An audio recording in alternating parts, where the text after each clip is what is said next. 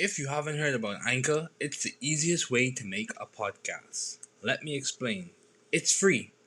There's creation tools that allow you to record and edit your podcast right from your phone or computer. Anchor will distribute your podcast for you so it can be heard on Spotify, Apple Podcasts, and many more. You can make money from your podcast with no minimum listenership. It's everything you need to make a podcast in one place. Download the free Anchor app or go to anchor.fm to get started.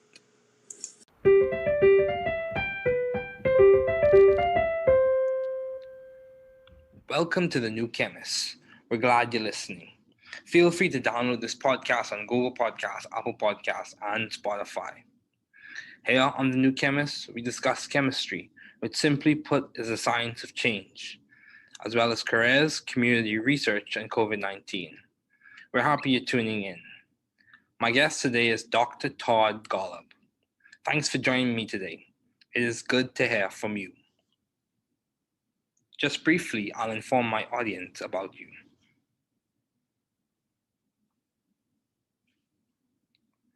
Dr. Todd Golub is a founding core member of the Broad Institute of Harvard and MIT, and serves as the Institute's Chief Scientific Officer and Director of its Cancer Program. He is also the Director of the Gerstner Center for Cancer Diagnostics at the Broad Institute. He joined the faculty of the Dana-Farber Cancer Institute at Harvard Medical School in 1997. At the same time, he served as the leader of cancer genomics at the Whitehead Institute and MIT Center for Genome Research, which evolved into the cancer program at the Broad Institute, which he has directed since 2004.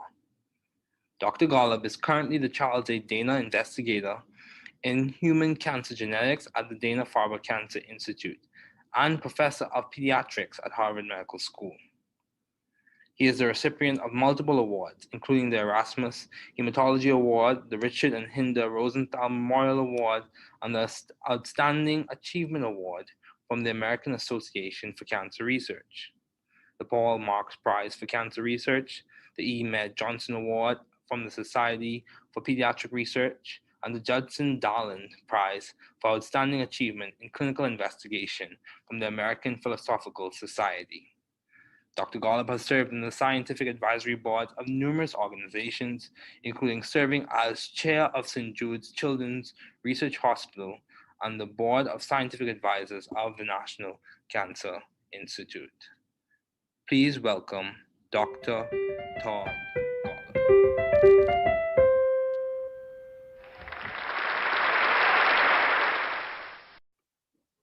Okay, Dr. Golub, thanks for joining me today. It is good to have you on.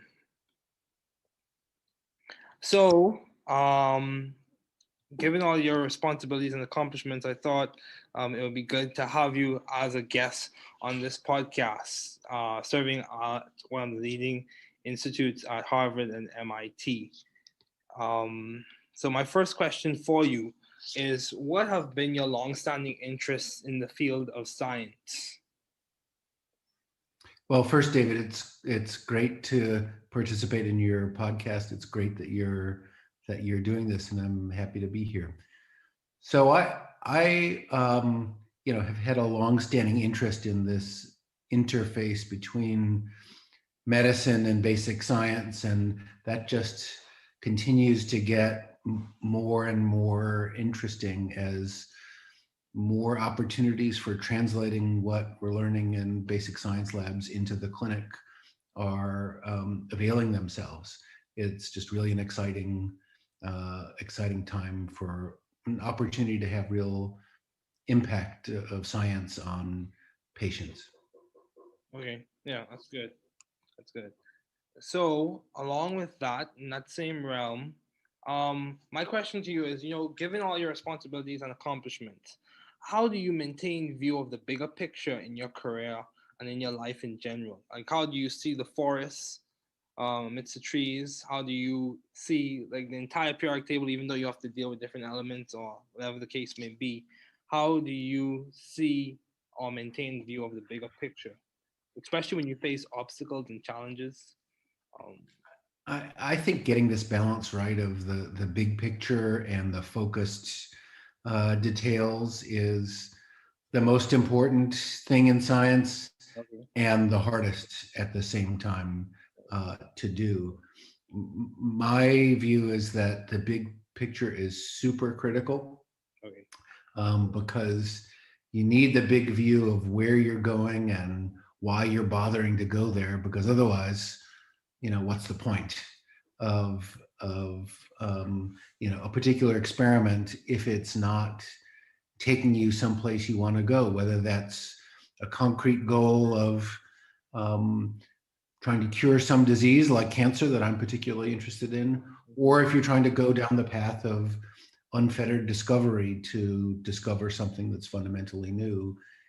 Um, Having the big picture is critical. How do you do that? I'm not sure I have a recipe, except that the question that I like to ask myself and members of my lab all the time is, let's imagine that the experiment that you're planning now were to be as successful as you hope it will be. Okay. Will it make a difference? And will people care? In my view, the worst possible experiment or project is one that's successful in the narrow sense, but nobody cares. Nobody pays attention to it, doesn't really move the needle, doesn't impact the field. And so there we shouldn't be so excited about a project that is, you know, successful in some way, but doesn't really advance the field. I'd rather strike out and not be successful on a really important project that has the potential to matter than do something that just doesn't make any difference. Okay. So I think trying to keep that eye on the ball on the big problem you're trying to solve and not be too distracted or demoralized Mhm. when the shorter term obstacles pop up, as they always do. Yeah. The goal isn't to solve the short term obstacles and problems. The goal is to solve some bigger picture question and persevere through the roadblocks that get in your way. Yeah, I completely agree. Perseverance is very important, especially in this time where a lot of people are facing different challenges, even in the academic sense, with classes being in a different format from what they're used to, or in the economic sense with the loss of jobs. So, along the same lines, how have you been adaptive and or creative in the field of science? You work at one of the most prestigious schools. How have you been adaptive or creative? What project that you are currently working on, or have worked on? What project would you say has been like the hallmark of your creativity, if you had to label one as such? Yeah. Well, I'm so glad you asked this question about creativity, because I think creativity is just at the heart of pretty much all great science, Okay. any aspect of science. And I think that concept of creativity comes as a surprise to many. I think many non-scientists think about science as, oh, you must be really brilliant and or have kind of encyclopedic knowledge of scientific facts, and that's what they think science is: being a master of the universe of scientific details. And I suppose that stuff doesn't hurt, but it's certainly not enough. And so I think of what's most important in science is what you said, and that's creative thinking, thinking about a new approach to an old problem. For example, really trying to think in novel, out of the box kind of ways. That's just super critical. And I think, I maybe have an extreme view of this, but I think that scientists should be surrounding themselves with other creative people, non-scientists, artists, for example. So, with that in mind, I helped start an artist in residence program at the Broad Institute, Okay. where we bring in every year one or two artists who are creative in their way. They're trying to look at the world through a new lens Mm-hmm. in their way and in their own language. And so we bring them in and have them hang out at the Broad Institute and Mhm. talk to scientists with the hope that that sort of creative thinking very indirectly will have a benefit on the creative thinking of scientists at the Broad. Okay, wow, that's commendable. So my question to you is along the same lines. So it's quite clear that you have been successful in terms of in the additive process when it comes to research and projects in your lab. So how do you go about coming up with ideas for research? Do you like reference old literature and review the previous literature and get insight from the past, or is it just like you get a spark of insight or innovation? How do you go about coming up with new ideas for you to do research on you in your lab? So that's an interesting question, and I don't have a process for it, All good. um, and I would say that the steps in getting to a great idea for a new project, at least for me, tends to be kind of long and hard Okay. and involve discarding a lot of ideas that maybe at first seemed like they were awesome, but then on further scrutiny, either by me or more commonly by someone in the lab, a postdoc or a student, and other scientists, when they press on that idea, come to discover, it's not actually a great idea, or it's a great idea in principle, but in practice, there's no way to really actualize it.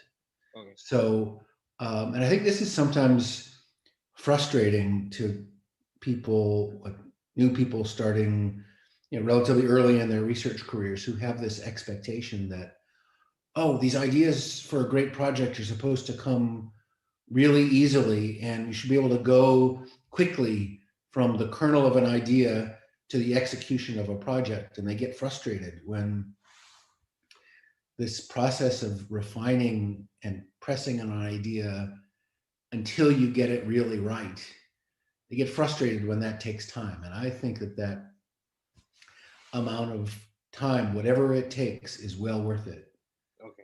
rather than rushing to just start executing on a project idea before you've really thought about its potential upside Okay. and the potential risks with it. Now, it's also an interesting question. How does that process of coming up with a great project idea relate to the past versus the future? Mhm. On the one hand, if you're totally ignorant of the past, you're at risk of just doing the same experiment someone else has done and failing at it again. Mhm. On the other hand, if you're too hamstrung by what's come before and you only base what you're going to do based on the next step that seems obvious given what's already been done, I think that kind of limits your scope. Okay. And so for me, most projects actually don't start with a review of the literature. They think in a completely blue sky about what might be possible in the future, um, and then go back and ask, okay, this seems like a really good idea. Has nobody really ever done this before? And then scour the literature to sort it out. I think that's, at least for me, a better order.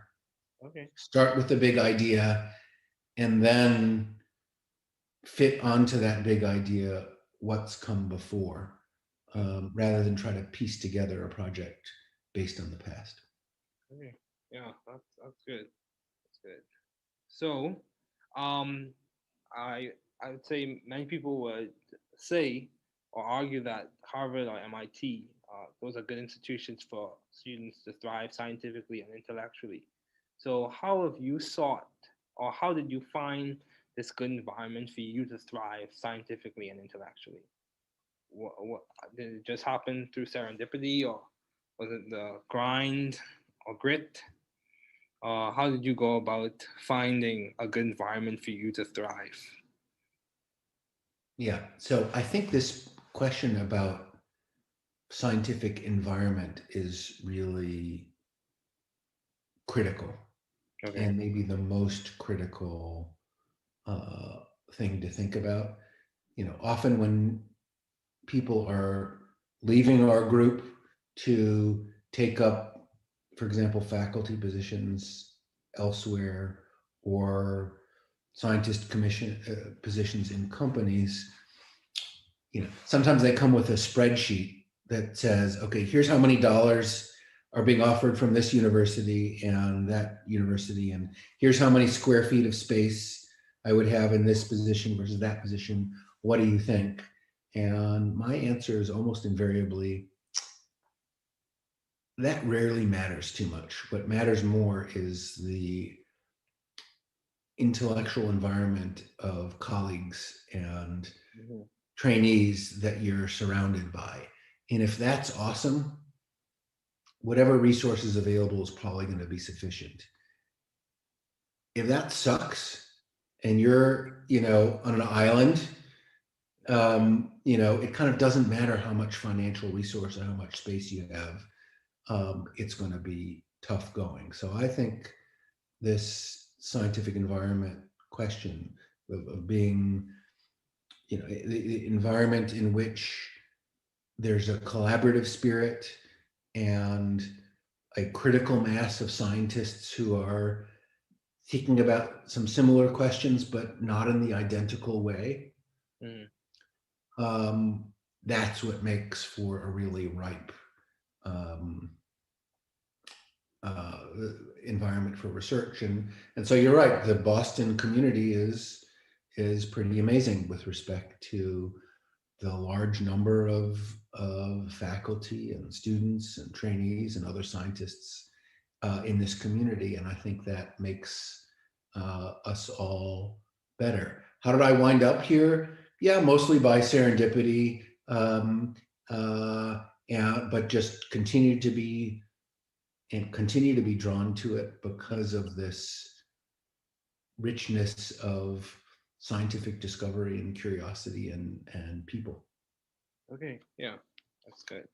So, in terms of if you had to given all your responsibilities and accomplishments, how are you maintaining a balanced life, or how do you maintain a balanced life?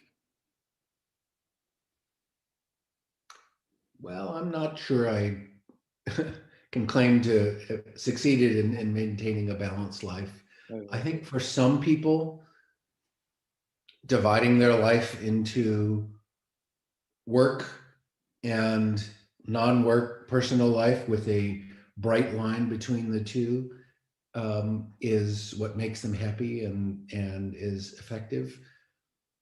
My brain doesn't work that way, for better or for worse, and so I tend to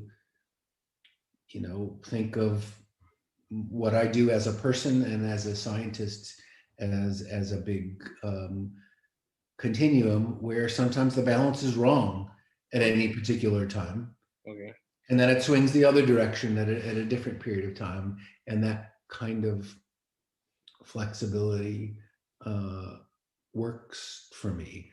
I think one of the skills in developing as a PI that often doesn't come naturally, Okay. didn't come naturally to me, but now I've gotten better at it, is how to say no to things, Okay.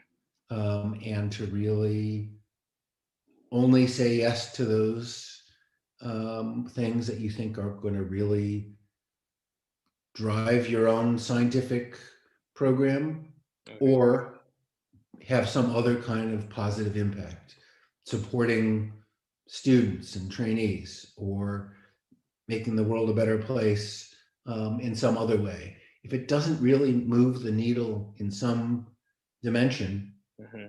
that's significant, just say no. Yeah. And that is easier said than done, but um, doing that can have a big impact on your sanity and work-life balance for sure. Wow, that's good. Yeah, I completely agree. I'm for me personally as a graduate student, like I'm still figuring out balance myself. So I completely agree. Sometimes balance is a dynamic process. It's not I have achieved it or I have reached it completely. So, um, I after reviewing your profile and seeing all the work that you've done and the impact that you've made, I would say by many standards, people would say you have been successful as a professor in the field. So, what would you attribute to your success? What has been the guiding factor or the impetus on which you have been so successful as a professor? Yeah, I'm not sure, but I would say that for me, the key to success is um, keeping focused on trying to make progress on a really big and important set of problems and being open to taking that on with colleagues together to solve a really important problem rather than focusing on what am I going to do myself as a professor or as a lab head. Okay. Because I think if you can think of the world in that way, it turns out you can take on projects and problems that are much more important when Okay. you do it collectively and collaboratively and focus on solving the problem rather than doing it just focused on your own lab. And that's been, I think, useful for me to keep that in mind. And if you do that and wind up making scientific progress, it does just fine for your own career. Mm-hmm. So it's not like it's falling on your sword to collaborate and to share in authorship or leadership of a complex project if the project really benefits from that joint leadership. There's plenty of notoriety to go around for everybody. And so that's what I try to keep in mind. If you keep your eye on the goals and take the approach that you're going to do whatever is needed to solve those problems Mm-hmm. for the field and ultimately for patients, everything will turn out fine. Okay. Yeah, that's good.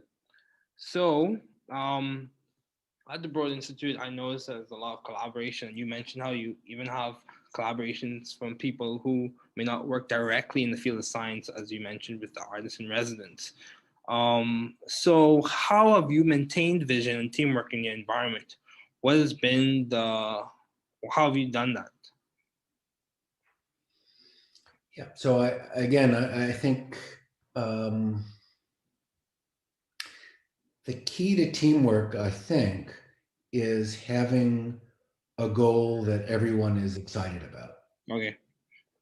Feels like there's common cause. Yeah, that's a really important problem that I couldn't solve by myself, but I could be part of solving it together with others. And so, if the problem you're trying to solve isn't very important, Mm-hmm. why put up with the complications of some kind of complex, collaborative, team-based approach to science? Much simpler to do things just in your own group. Mm-hmm. But once you realize that actually you can't move the needle in the same way that you can by working together, then the synergistic, collaborative, team-based science is logical for Okay. what you would want to do. And you're happy to put up with the occasional complexities of, yeah, it's sometimes decision making is less straightforward when you have multiple leaders working together to solve a problem than it is if you just have an individual leader. Oh well, that's part of the cost of taking on a project which, if successful, will really change the world. And that's a trade-off I'm more than willing to take. But that's why, again, getting back to where we started, it's super critical to make sure you're working on the right problems. Mm-hmm. Because if you're going to try to organize all this complex interaction and collaboration, but for a project in a goal that doesn't really matter, who needs it? Yeah, that's true. And similarly, I think, some people have what I think is a bit of a fantasy that if you simply put people from different disciplines together in Hmm. the same building, for example, or on the same floor, or around a coffee machine, that somehow a beautifully synergistic, multidisciplinary discovery will come out of it. Hmm. I don't think that happens very often. Rather, I think the way it works is that if you have a group of people that are aligned in their desire to solve a problem, and they share the view that we should bring whatever discipline and expertise and approach is needed to solve the problem, then you're well positioned to make multidisciplinary discoveries because you're trying to solve the same problem. You're all rowing together. Okay. So, taking a shift or switching gears, why did you choose medicine as a field to do your doctoral studies in? Why did you choose to go to med school? So, like many people, coming out of college, I was torn between should I go to graduate school? Should I go to medical school? Should I do MD, PhD? And, I was tortured um, by that distinction, as many are. In the end, I decided to go to medical school, trying to pack in as much laboratory research as I could as a medical student. Um, because I decided that in the end, I was really intrigued by medical problems. I was motivated by wanting to help patients. And I like the idea of the science inside medical challenges, and that to really do that well required really understanding the nature of the problem. Okay. So I don't see patients anymore. I don't take care of patients anymore, but I'm really glad that I did medical training because I feel like it helps me understand the problems that are really in need of solutions. Okay. It helps me understand what's feasible in a hospital healthcare kind of uh, setting, and that's very rewarding. Because I didn't do a PhD, there are some fundamental gaps in my fund of knowledge Okay. that you could say, well, that's a handicap, and it probably is in some ways. On the other hand, mm, sometimes focus training that can happen in a PhD puts the blinders on Okay. in a way that overly narrows a focus in a particular area. And so my possibly, naive view of science also has certain upsides in that um, I feel like I've had kind of an open mind to possibility because I haven't been too constrained by having been down an alternate path Okay. before. Okay. Yeah, that's good. Yeah, I could say a lot of people do encounter the challenge where they are pressed between or trying to decide between grad school, med school, and the PhD. Yeah, that is definitely a battle to fight. But you also did pediatrics as your in your residency. Why did you choose pediatrics as opposed to internal medicine or oncology or medical oncology or radiation oncology? Why did you choose pediatrics? So the honest answer is that I found pediatricians to be really nice people. Okay. And we discussed before, the environment that you're in is a really important part of work. And so I liked uh, being surrounded by pediatricians because I thought they were genuine, Mm-hmm. nice people, tend to have, compared to other medical disciplines, perhaps not as big an ego as others. And that kind of appealed to me. And of course, I liked interacting with kids and young families. And, um, I like the experience of helping young parents through really difficult emotional challenges, independent of the medicine and the science behind it. I subspecialized in pediatric oncology. Okay. And, when young parents are faced with the news that their kid has cancer, that's the worst possible news, most parents can imagine.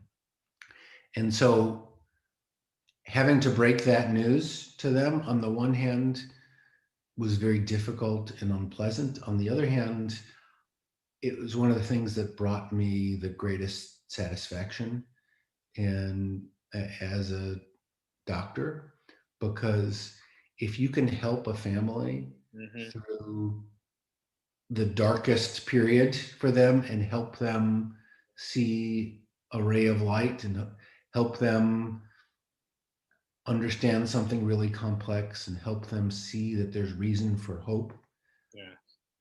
without sugarcoating it, Mm-hmm. um, then you've really done something personally meaningful, and that brought me a lot of pleasure. And so, in an ironic way, that aspect of you know delivering bad news Mm-hmm. is something I miss, because doing that well, I think, can be such a help to patients and families, and doing that poorly, is awful. And so that was a skill I enjoyed developing. Yeah, yeah, yeah.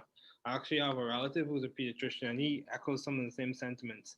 In that, yeah, my dad is a pediatrician. He echoes some of the same sentiments in that one of the things he enjoys seeing is how resilient children can be, even in the midst of facing those challenges with diseases and stuff like that.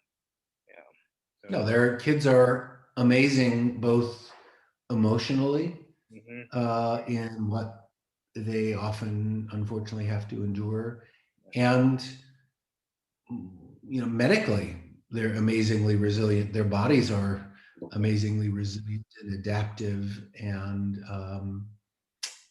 so there's also some really interesting science Yeah, in there as well. I agree. So as we conclude, um, do you have any advice to those wanting to pursue the field you are currently working in, studying in, matriculating in? If you had to give advice to whether it be scientists who are facing challenges in the midst of COVID, or undergraduates who aspire to a profession that you are working in any of those areas, what advice would you give? I would say that to remind everyone to think about impact, Okay. and how what can you do with your life that will maximize your impact in a field, on the world, and then do whatever it takes to have that impact. If you're heading down a path that in science that feels like, even if in the short term it's successful, the impact is minimal, that's not great. And Mm-hmm. it's worth stepping back and asking, what could I be doing in a different direction that can't guarantee big impact? Because if you want guarantees, you're not going to have big impact. The guaranteed successes gives you incremental success. It doesn't give you the really dramatic impact that I think we'd all like to have. And so that means being willing to take on some risk, and I think that's okay and good. Um, but just make sure that the potential for big impact is there, because if it's not, you should be using your talent and your brilliance and your creativity and your motivation and hard work. You should be putting all those skills to work on something more important. I agree. So, Dr. Golub, thank you so much for joining me today. It was good to have you on.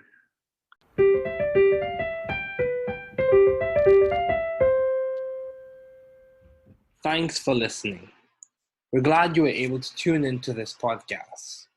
Once again, this is the New Chemist, where we discuss chemistry, which simply put is the science of change, as well as the other sciences, careers, community, research, and COVID-19. Thanks again for listening. Note, the views on this podcast represent those of my guests and I.